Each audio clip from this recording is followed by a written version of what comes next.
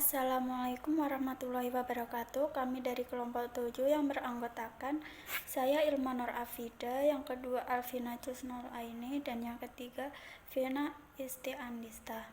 Kami akan membahas tentang akuntansi transaksi pembiayaan murabahah. Yang pertama, definisi dan penggunaan murabahah. Murabahah merupakan akad jual beli barang dengan harga jual sebesar biaya perolehan ditambah keuntungan yang disepakati, dan penjual harus mengungkapkan biaya perolehan barang tersebut kepada pembeli. Hal ini menunjukkan bahwa transaksi murabahah tidak harus dengan menggunakan bentuk pembayaran tangguh atau pembayaran kredit, melainkan juga dapat dalam bentuk tunai setelah menerima barang, ataupun juga bisa ditangguhkan dengan mencicil setelah menerima barang. Transaksi murabahah memiliki fleksibilitas dalam hal waktu pembayaran. Dalam praktik perbankan di Indonesia, merupakan tidak umum menggunakan skema pembayaran langsung setelah barang diterima oleh pihak pembeli. Selanjutnya, ketentuan syar'i transaksi murabahah. Pembelian penggunaan murabahah didasarkan pada Al-Quran Al-Baqarah ayat 275 yang menyatakan bahwa Allah telah menghalalkan jual beli dan mengharamkan riba. Adapun ketentuan syar'i terkait dengan transaksi murabahah digariskan oleh Fatwa Dewan Syariah Nasional nomor 04/DSN-MUI/4/2000. Fatwa tersebut membahas tentang ketentuan umum murabahah dalam bank syariah, ketentuan murabahah kepada nasabah, jaminan utang dalam murabahah, penundaan pembayaran, dan kondisi bangkrut pada nasabah murabahah. Selanjutnya, rukun transaksi murabahah yang meliputi: yang pertama, transaktor. Transaktor dalam transaksi murabahah terdiri atas pembeli, yaitu nasabah yang mengeluarkan barang, dan penjual, yaitu bank syariah. Dalam fikih muamalah, transaktor disyaratkan memiliki kompetisi berupa akil balik dan kemampuan memilih yang optimal, seperti tidak gila, tidak sedang dipaksa, dan yang lainnya. Adapun untuk transaksi dengan anak kecil dapat dilakukan dengan izin dan pantauan dari walinya. Yang kedua, ada objek murabahah. Rukun objek akad transaksi murabahah meliputi barang dan harga barang yang diperjualbelikan. Terkait dengan Fatwa DSN nomor 4 menyatakan bahwa dalam jual beli murabahah, barang yang diperjualbelikan bukanlah barang yang diharamkan oleh syariah Islam. DSN mensyaratkan bank membeli barang yang diperlukan nasabah atas nama bank sendiri dan harus menyampaikan semua hal yang berkaitan dengan pembelian kepada nasabah. Misalnya, jika pembelian dilakukan secara utang. Yang ketiga, ada ijab dan qabul, yang merupakan pernyataan kehendak para pihak yang bertransaksi, baik secara lisan, tertulis, ataupun secara diam-diam. Akad murabahah memuat semua hal yang terkait dengan posisi serta hak dan kewajiban bank sebagai penjual dan nasabah sebagai pembeli. Selanjutnya, pengawasan syariah transaksi murabahah.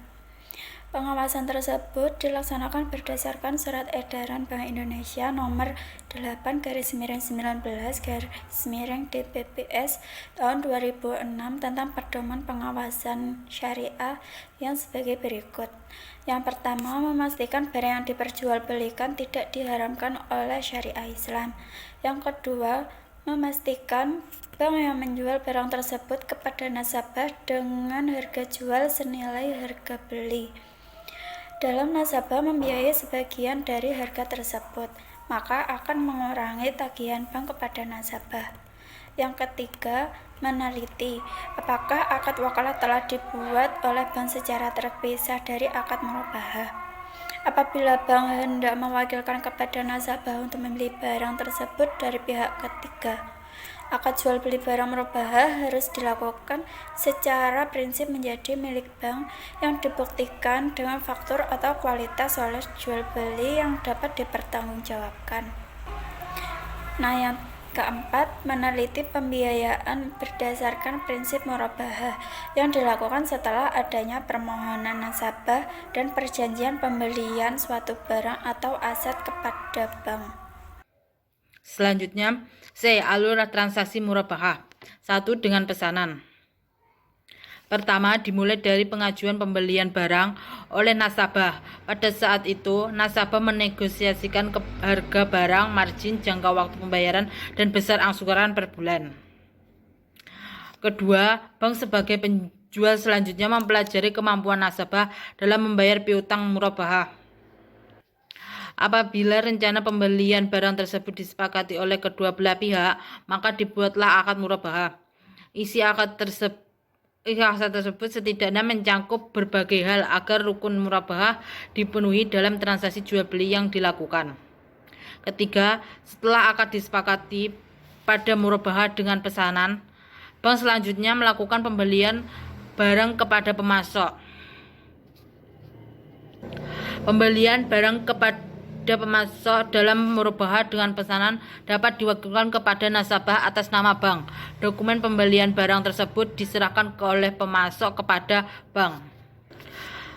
Keempat, barang yang diinginkan oleh pembeli selanjutnya diantar oleh pemasok kepada nasabah pembeli. Kelima, setelah menerima barang, nasabah pembeli selanjutnya membayar kepada bank. Pembayaran kepada bank biasanya dilakukan dengan cara mencicil sejumlah uang tertentu selama jangka waktu yang disepakati. 2. Tanpa pesanan. 1. Melakukan akad murabahah. 2. Barang diserahkan kepada pembeli. 3. Pembayaran dilakukan oleh pembeli. Selanjutnya, cangkupan standar akuntansi murabahah bagi bank syariah. Penggunaan standar transaksi murabahah tergantung pada metode pengakuan pendapatan murabahah. Menurut PAPSI tahun 2013, untuk pengakuan pendapatan murabahah pengakuan murabahah yang menggunakan metode anuitas wajib menggunakan PSAK 55 tahun 2011 tentang instrumen keuangan, pengakuan dan pengukuran, PSAK 50 tahun 2010 tentang instrumen keuangan penyajian, PSAK 60 instrumen keuangan pengungkapan, dan PSAK lain yang relevan sepanjang tidak bertentangan dengan prinsip syariah. Standar ini dimulai berlaku efektif sejak 1 Januari 2008. PSAK ini menggantikan PSAK 59 yang berhubungan dengan pengakuan, pengukuran, pengajian, dan pengungkapan murabahah.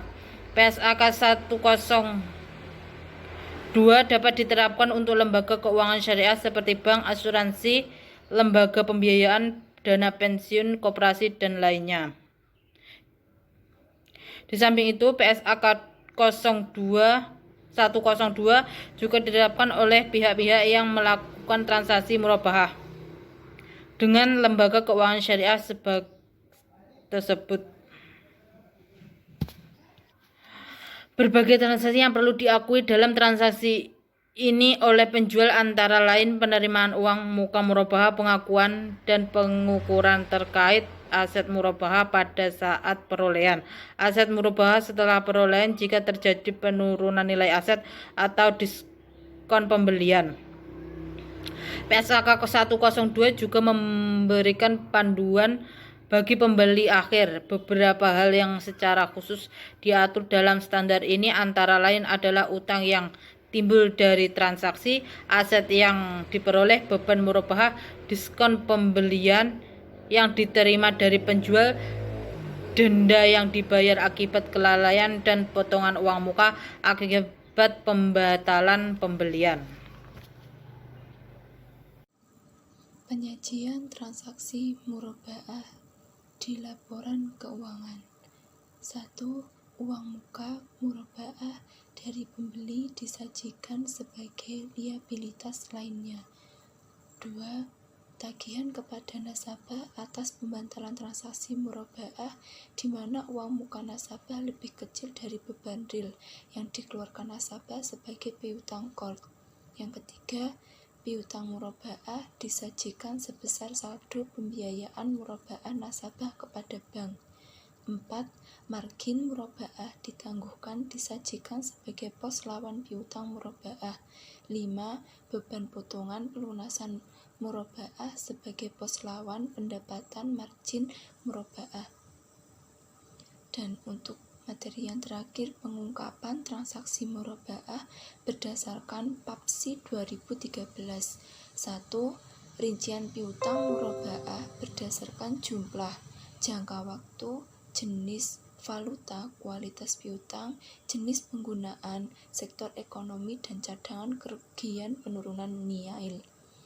Untuk 2, jumlah piutang murabaah yang diberikan kepada pihak yang berelasi. 3. Kebijakan dan metode akuntansi untuk pengakuan pendapatan, cadangan kerugian, penurunan nilai, penghapusan, dan penanganan piutang murabaah yang bermasalah. 4. Besarnya piutang murabaah, baik yang dibebani sendiri oleh bank maupun secara bersama-sama dengan pihak lain sebesar bagian pembiayaan bank. Sekian presentasi dari kelompok kami. Jika ada kurang lebihnya mohon maaf.